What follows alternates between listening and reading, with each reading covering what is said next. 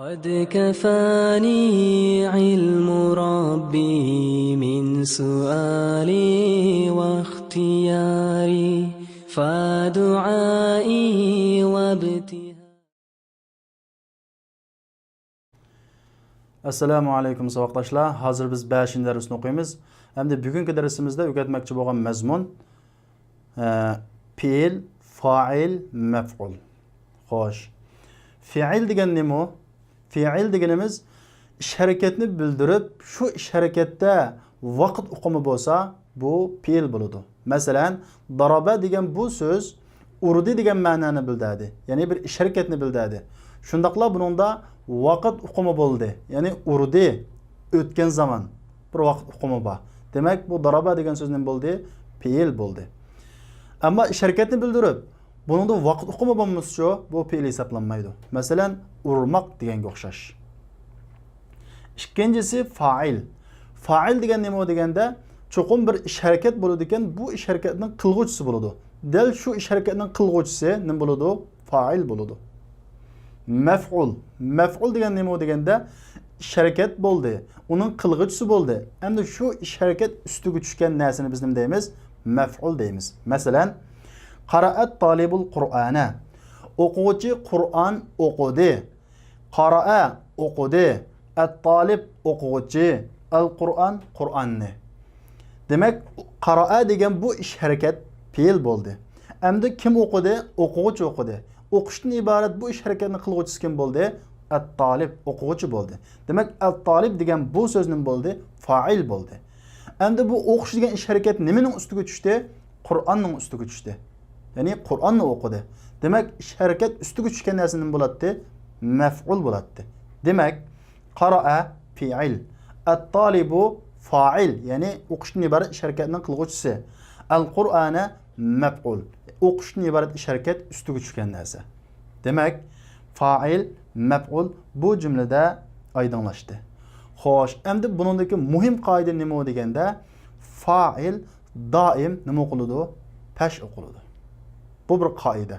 Keskin holatda fa'il nima qiladi? Pesh o'qiladi. Al-Qur'an maf'ul, ya'ni ish harakat ustiga tushgan narsa davomli zar o'qiladi. Bu bir qoida. Shunga qara'at talibul Qur'ana deymiz. Xo'sh. Ikkinchi bir qoida shuki, fa'il chuqum fi'ildan keyin keladi. Fa'il chuqum fi'ildan qanday keladi? Keyin keladi. Ish harakatdan keyin keladi. Bu fa'il ish harakatning qilg'uvchisi fe'ildan burun kelib qolsa, bu fa'il bo'lmaydi. Chuqum fa'il bo'lish uchun shu ish harakatining nasli kelish kerak, keyin isti kelish kerak. Xo'sh. Bu jumla qaraydigan bo'lsaqmi, qara'at talibul Qur'ana. Qarama. O'quvchi Qur'onni o'qidi. Qara'a fi'il, at-talibu fa'il, ish harakatining qilg'uvchisi, al-Qur'on maf'ul, ya'ni ish harakat ustiga tushgan narsa. Shariba dayful qahvata. Mehmon, dayf degani mehmon degan gap. Mehmon ichdi qahvani. Ya'ni mehmon qahvani ichdi. İçti degan bu ish harakat, shariba, ya'ni fi'il. Kim ichdi? Mehmon ichdi. Demak, fi'ilning qilg'uvchisi bo'lgan dayf nima bo'ladi? Fa'il bo'ladi. Shuning uchun ad-dayf deb qanday o'qildi? Pesh o'qildi. Al-qahvata. Ish degan bu ish harakat nimaning ustiga tushdi? Qahva. Qahvaning ustiga tushdi. Ya'ni qahvani ichdi. Ya'ni bu maf'ul nima o'qiladi? Zabar o'qiladi. Katabal mudarrisu darsa. O'qituvchi darsni yozdi. O'qituvchi yozdi. Demak, yozish degan iborat bu ish harakatniki qilg'uvchisi kimkan? O'qituvchi. Shuning uchun al-mudarrisu fa'il bo'ldi, nima o'qildi? Pesh o'qildi. Ad-darsa nimani yozdi? Ya'ni yozish degan bu ish harakat nimaning ustiga tushdi? Darsning ustiga tushdi. Ya'ni dars nima bo'ldi? Maf'ul bo'ldi. Kataba fi'il, al-mudarrisu fa'il, ish harakatining qilg'uvchisi, ad-darsa maf'ul, ish harakat ustiga tushgan narsa. Al-babu Fatahat Aminatul baba. Amina eshikni ochdi. Ochdi. Bu bir ish harakat, fe'il bo'ldi. Kim ochdi? Amina ochdi. Demak, ish harakatning qilg'uvchisi kim ekan? Amina ekan. Xo'sh. Bu ish harakat nimaning ustiga tushibdi? ishikning ustiga uchibdi. Unda bo'lsa Amina ishikni ochdi. Xo'sh. Albab nima bo'ldi? Maf'ul bo'ldi. Shu nima o'qildi? Zivar o'qildi. Qaraydigan bo'lsak, qara'at talibul Qur'ana deganda qara'a fi'il, at-talibu fa'il, al-Qur'an maf'ulun bih. Ya'ni buni maf'ulun bih deb ataymiz bundan keyin. Xo'sh. Ikkinchi qilib o'rgatmoqchi bo'lg'ini, endi biz bayatdan bir gapni qildik. Fa'il chuqum fe'lni nada kelish kerak, keyin dikilish kerak deb. Xo'sh, endi ba'zi ahvollarda fa'il oshkor ism bo'lmay, damir, ya'ni almash bo'ladigan ahvollar bo'ladi. Masalan, u, ular, u ayol deganga o'xshash nima bo'ladi? Fa'il almash bo'ladi. Xo'sh, qaraydigan bo'lsak, biz bu fe'lni turlashni o'rgangan. Zahaba, ketdi. Biz chuqum fe'l bo'ladi ekan, bu fe'lning nimasi bo'ladi degan, fa'ili bo'ladi degan. Ketdi degan bu fe'lning fa'ili kim? Buning fa'ili u. U degan gap qani? Qani buning fa'ili desa, zahaba, ketdi. Ya'ni kim ketdi? U ketdi. Mushu zahabaning tigida yushurun deymiz. Buning fa'ilini tigida nima deymiz? Yushurun deymiz.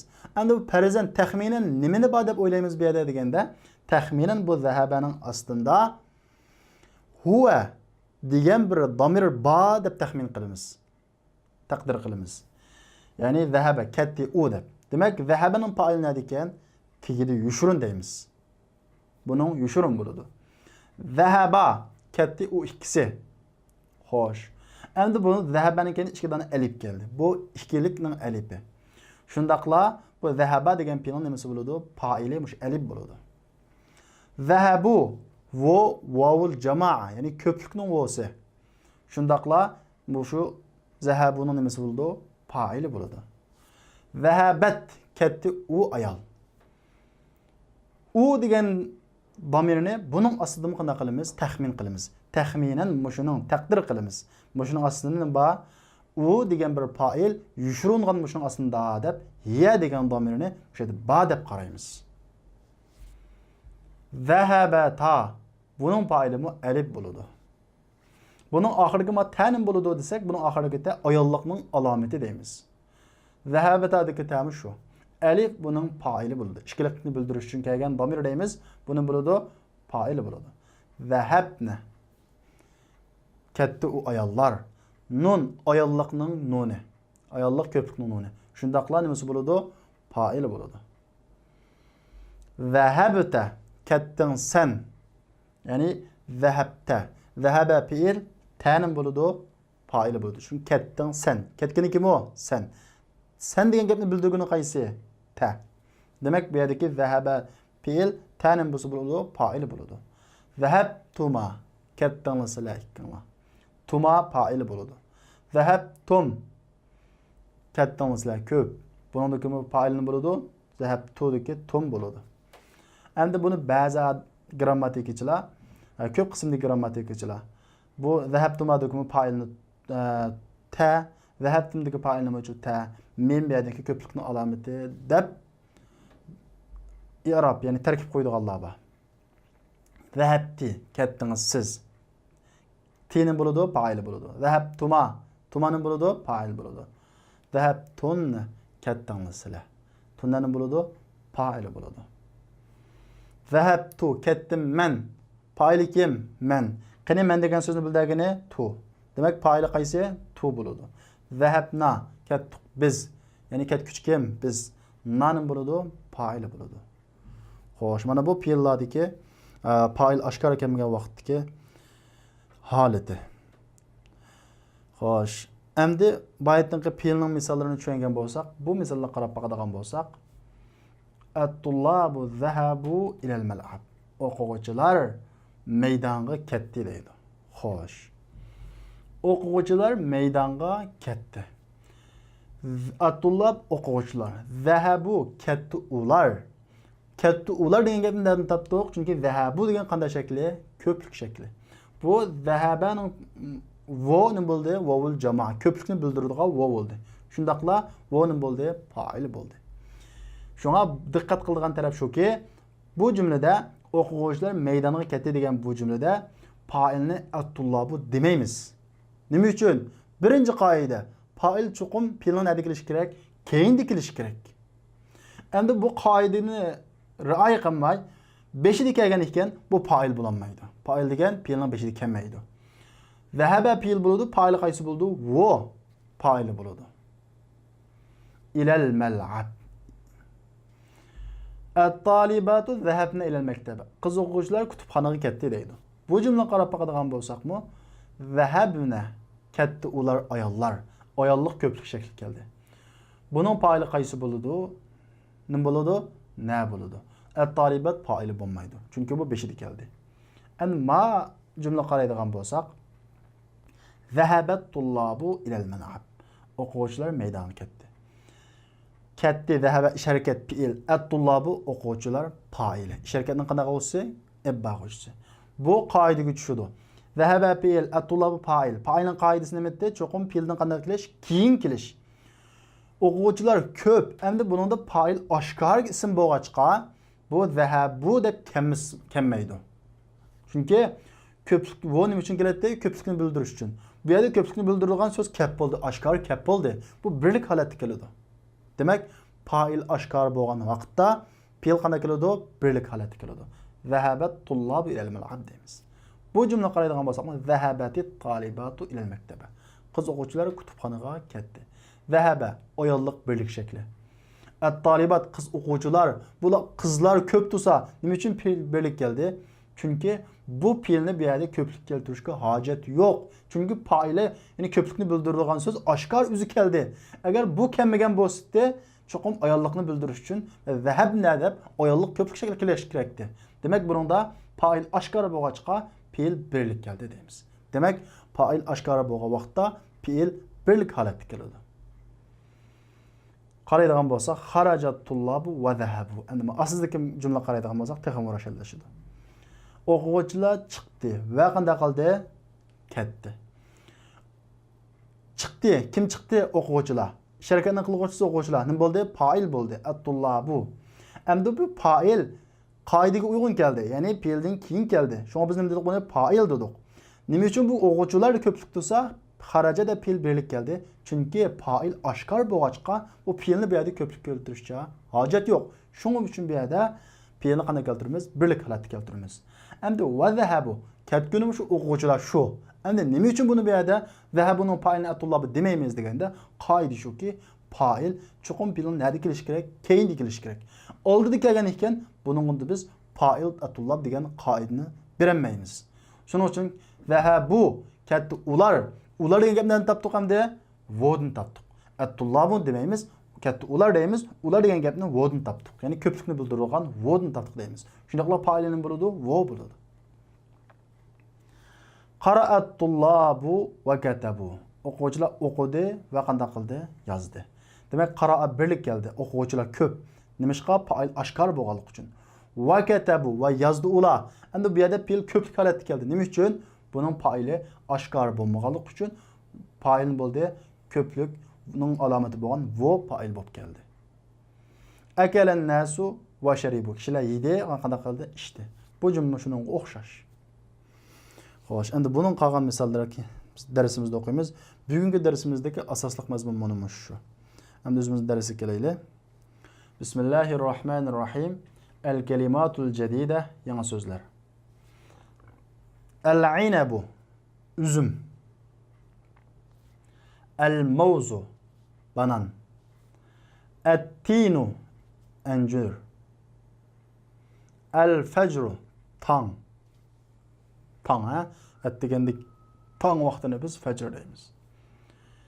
Bununla salat, yani namaz degen gap qo'shilsa, tang namazı, yani bamdod namazı deb tarjima qilamiz. Cevabun, cevap, ecvibe, cevaplar. Sualun, sual, es'ile, suallar. El-bakkalu, bakkal. El-asa, tayak. Tayak, kaltek. Yani hasa. Hasının bildirdi. Hayyetun, yılan. Hayyat, yılanlar. Semi'a, anladı, fiil. Fehime düşendi fiil. Şeribe içti fiil. Hemiz qanday fiil? Ötken zaman. Yani anladı. Düşendi, içti ötken zaman fiil. Xo'sh, unda bo'lsa biz darsimizni boshlaylik.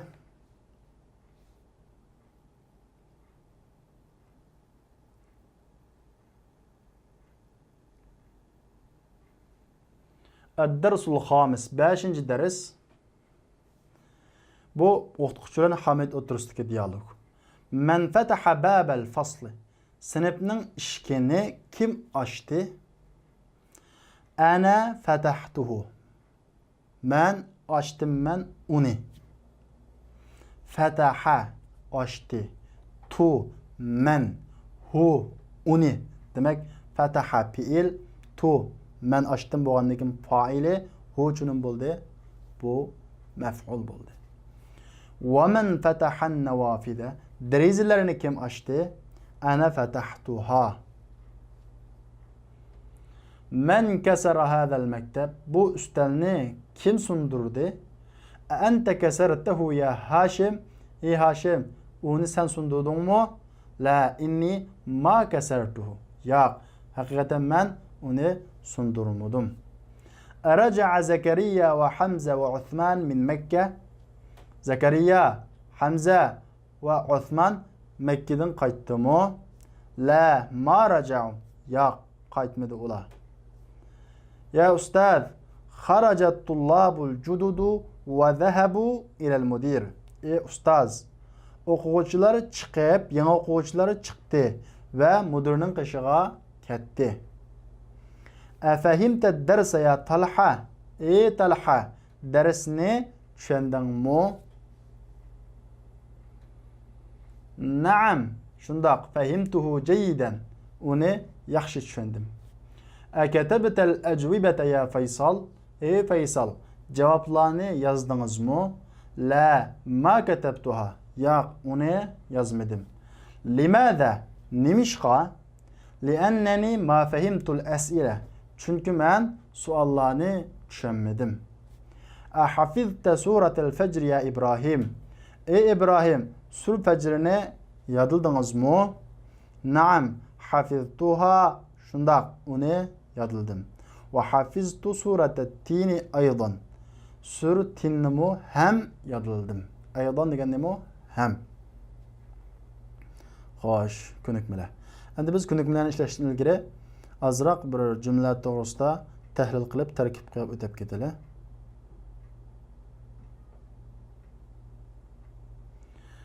Ahafizta suratel fecr ya İbrahim? Ey İbrahim, Fecr surasini yadildingizmi deydi.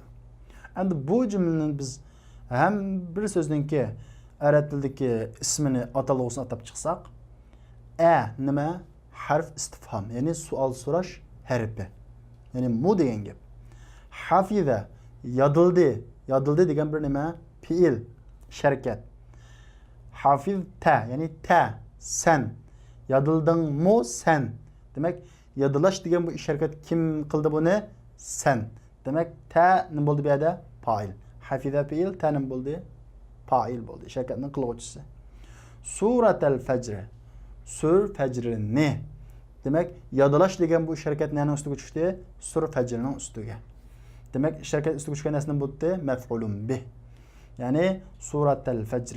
Nima bo'ldi bu yerda? Maf'ulun bih bo'ldi deymiz. Ya'ni alif harf istifham, hafiza fiil, ta fa'ili, suratul fajr. Ya'ni bu sura nima bo'ldi? Maf'ulun bih. Endi ko'nikmalar kelaylik. Tamarin ko'nikmalar. Birinchisi Ajib anil as'ilatil atiya. Tuandagi savollarga javob bering deydi. Buni sizlar tekstga asosan ishlaysizlar. Ya'ni tekstni pishiq o'qib bo'lgandan keyin bunga arabcha o'zingizning daftaringizga yozib ishlaysizlar. Ikkinchisi, da' hadhihi al-alamat as-sahiha amama al-jumal as-sahiha wa hadhihi al-alamat khata amama al-jumal allati ghayra sahiha. Bu to'g'ri belgisini to'g'ri jumlaning oldiga va bu xato belgini to'g'ri emas jumlaning oldiga qo'ying deydi. Buni mesela tekstga asosan ishlaysizlar. Ya'ni ma fataha aliyul fasla. Sinfni Ali ochdi dedim. To'g'rimi xato? Bu tekstga asosan. Üçüncüsü ta'ammalil amsilatal atiya. Tuandagi misollarni mulohaza qiling deydi. Biz bunu darsda biraz tunuşturup o'tgan. Shundan qisqacha o'qib o'tib ketaylik. Qara'at talibul Qur'ana. O'quvchi Qur'onni o'qidi. Qara'a o'qidi sharkat fi'il. At-talibu kim u? Sharkatning qilguvchisi, fa'il. Al-Qur'ana maf'ulun bih, sharkat ustiga tushgan narsa. Ya'ni qara'a fi'il, at-talibu fa'il, al-Qur'ana maf'ulun bih. Al-qahva.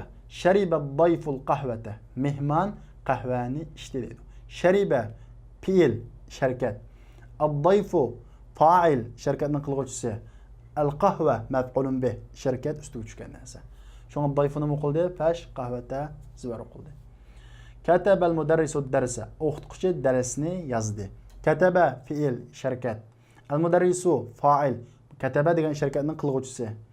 Ad-darsa maf'ulun bih, ya'ni sharkat ustiga tushgan narsa. Yozishdan iborat bu sharkat ustiga tushgan narsa. Fatahat Aminatul baba.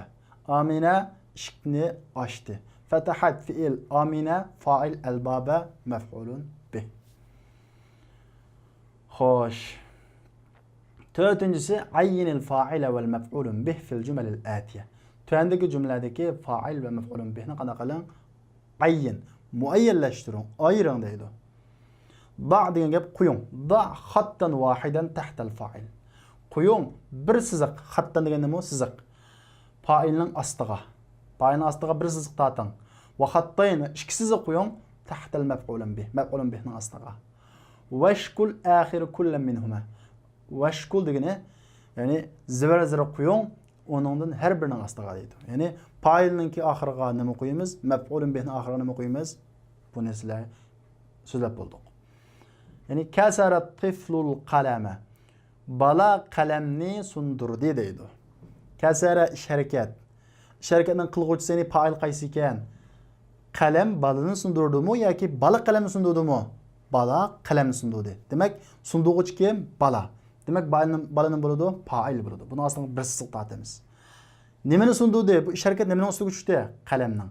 Demak, qalamning bo'ldi maf'ulun bih. Buning ostiga ikki siziq tortamiz. Undan keyin at-tifluga fash belgisi qo'yamiz. Chunki fa'il nima qiladi? Fash al-qalamning oxiriga zivar qo'yamiz. Ikkinchisi ghasalat Aminatul mindila. Amina lo'ngini yudi deydi. Ghasalat fi'il, yush degan bir fi'il. Amina shu fi'ilning qilguvchisi, fa'ili. Al-mindila maf'ul. Ya'ni harakat ustiga tushgan narsa. Yushni iborat harakat ustiga tushgan narsa. Maf'ulun bih. Buning ostiga bir siziq, mendilning ostiga ikki siziq chizamiz. Aminani pash qilamiz, mendilni zavar qilamiz. Xo'sh, qog'inni o'zinglar ishlaysizlar. Fa'ilning ostiga bir siziq, maf'ulning ostiga ikki siziq chizib ishlaysizlar. Beshinchisi akmilil jumalal atiya bi kalimatin munasiba va zabitha bi shakli deydi. Tuandagi jumlalarni akmil, qanaqa qiling? To'liqlang. Nima bilan? Munosib so'z bilan va shakl bilan vazbit bekiting deydi. Oxirini qanday qo'yamiz? Shunga diqqat qilasizlar. Man fataha kim ochdi deydi. Bu yerda to'ldiruvchi kam, ya'ni maf'ulun bih kam. Nimani ochdi? Man fatahal baba. Eshikni kim ochdi? Ya'ni bunga munosib so'zni qo'yamiz. Al-bab degan. Ondan keyin al-babning oxirgi harfi nima o'qiladi? Zavar o'qiladi. Al-bab deb. Nima uchun? Chunki maf'ulun bih nima o'qiladi? Zavar o'qiladi. Ikkinchisi ghasalat ukhti, qiz qarindishim yudi deydi. Nimani yudi? Bu yerda to'ldiruvchi kam, ya'ni maf'ulun bih kam. Deymiz ghasalat ukhti al-mindila. Lunguni qanday qildi? Yudi. Al-mindi degan so'zni qo'ydik, endi oxirini qanday qilamiz? Zivar qilamiz.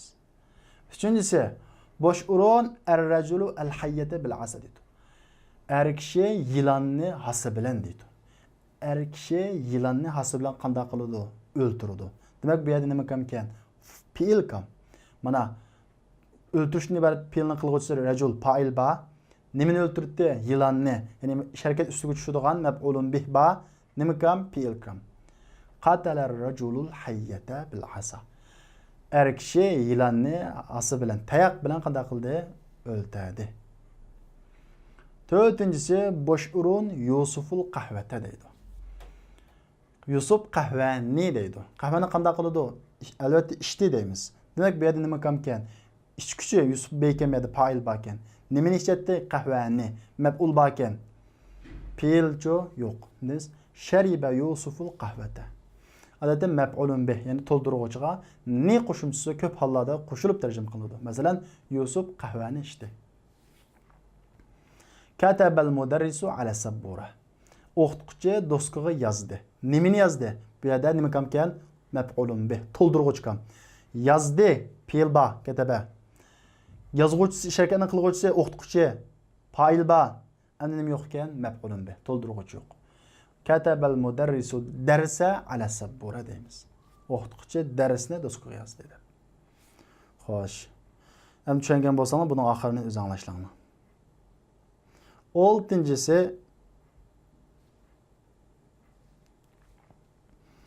İc'al kullen minel kelimatil atiye mef'ulen bih vazbit ahiraha deydi. Tüendeki sözlerinin hemmisini mef'ulun bih qilib axirini bekiting deydi. Mef'ulun bihning axirini bekiting deb qalsa chuqum nima qilamiz? Zavar qilamiz. Fa'ilning axirini bekiting deb qalsa chuqum nima qilamiz? Pash qilamiz. Al-Qur'an. Endi bu yerda hammasi bizga mef'ulun bih, to'ldiruvchi ba'di. Endi bizga bu yerda berilgan so'zlarning hammasini to'ldiruvchi qilib jumlani to'liq qilsak bo'ladi. Qur'on deydi. Ya'ni Qur'onni o'qidi desak bo'ladi. Deymiz, qara yoki Qur'on o'qidim desak bo'ladi. Qara'tul Qur'ana. Qur'onni qanday qildim? O'qidim. Qara'a fi'il, tu'cho fa'il, ya'ni men o'qidim, shekani qiluvchisi. Al-Qur'on ne bo'ladi bu chaqda? Maf'ulun bih bo'ladi. Al-qahvatu deydi. Qahva deydi. Qahvani ichdi. Muhammad qahvani ichdi desak deymiz. Shariba Muhammadun al-qahvata. Muhammad qahvani qanday qildi? Ichdi. Fe'l beshida keladi, ondan keyin fa'il keladi, ondan keyin maf'ulun bih keladi. Ya'ni shariba Muhammadun al-qahvata. Shariba fi'il, Muhammad fa'ili, al-qahvata maf'ulun bih. Shuning uchun buni zavarga o'zgartamiz. Buning qolganini o'zing anglashlaysizlar. Yani at-tuffah al-bab. Olmini yedi. Muhammad olmini yedi. Muhammad eshikni ochdi.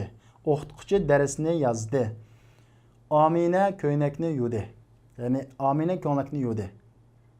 Yuvdi. Kim? Amina. Nimani? Ko'ynakni.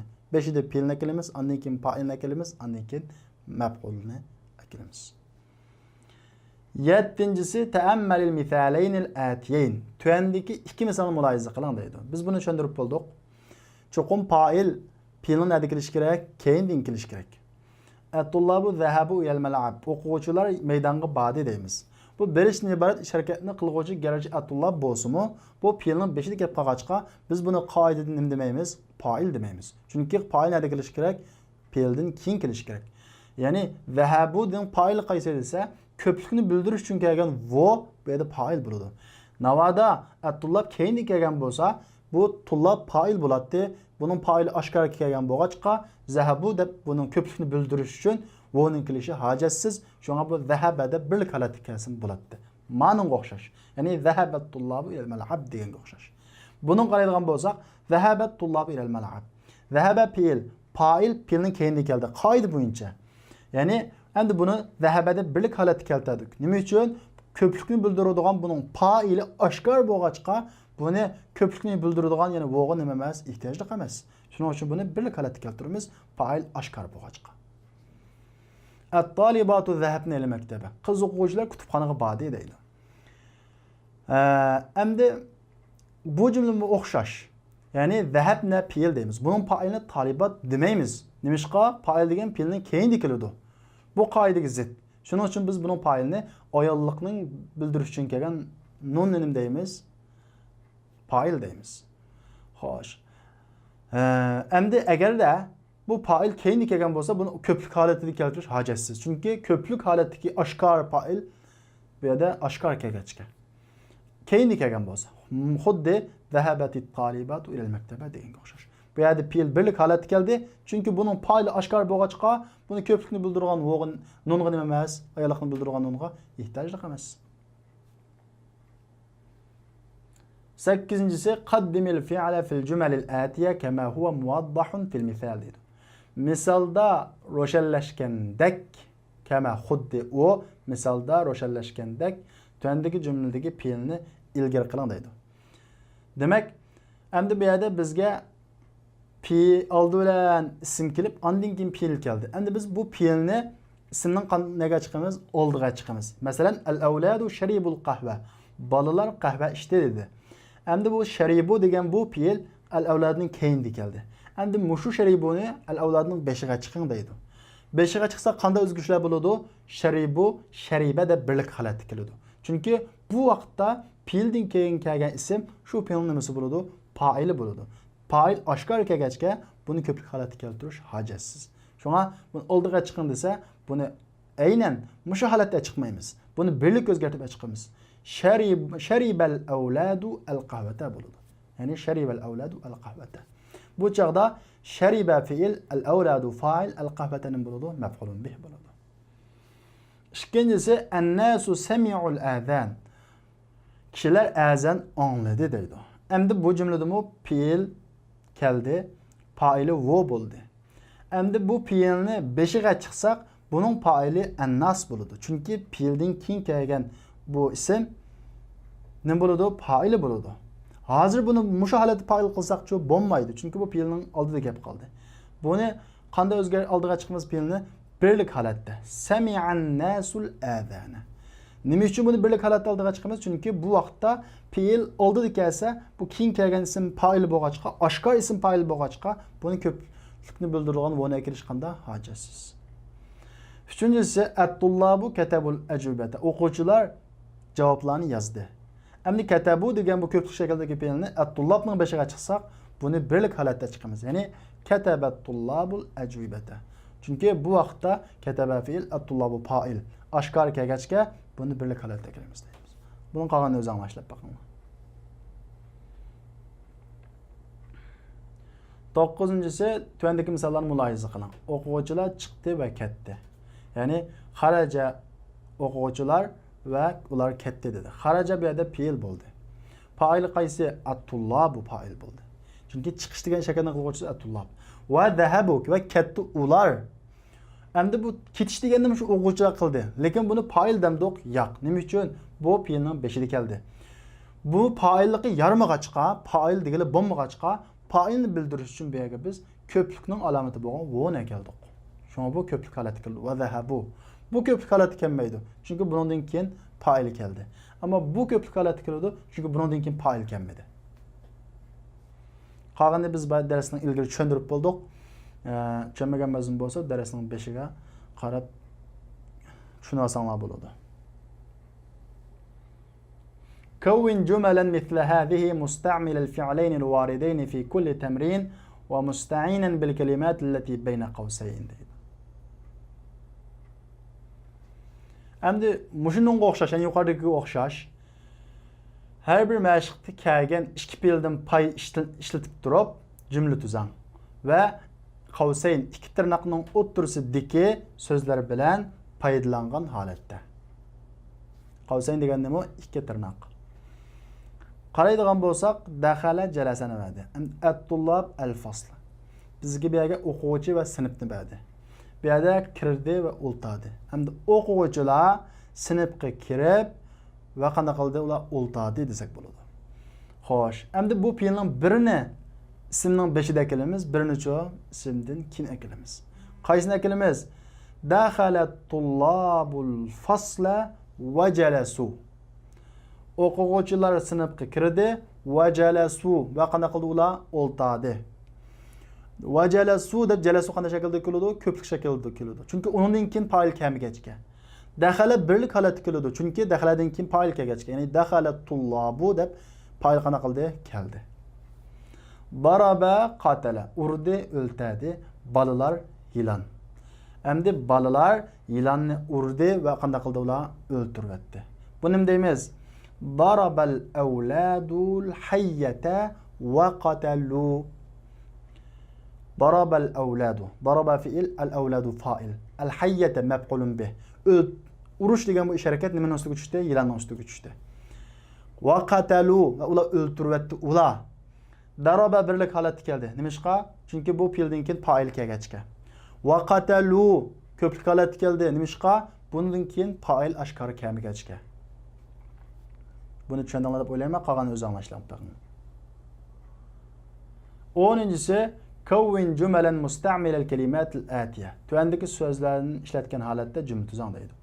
Ekele yedi. Gasele yudi. Qara'a okudu.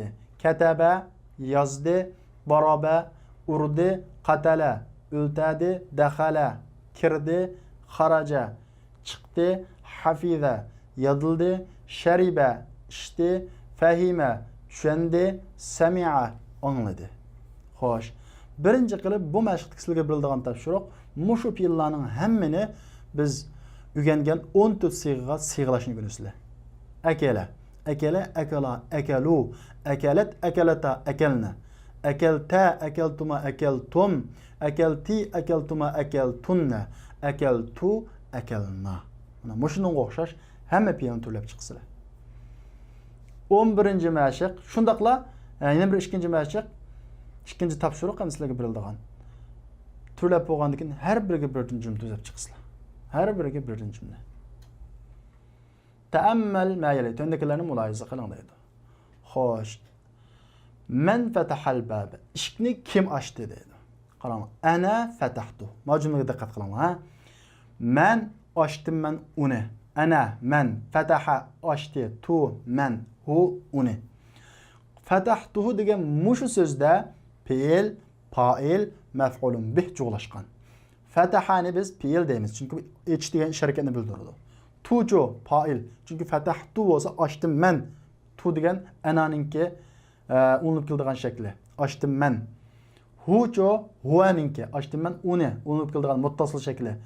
Demak, fataha fiil, tu fa'ili, hu maf'ulun bih bo'ldi. Endi bu isimlarda bo'lsa yana bir eskartib qo'yilgan gap, biz buni keyin taqdir so'zlaymiz. Fa'il pesh bo'ladi, maf'ulcho zavar bo'ladi.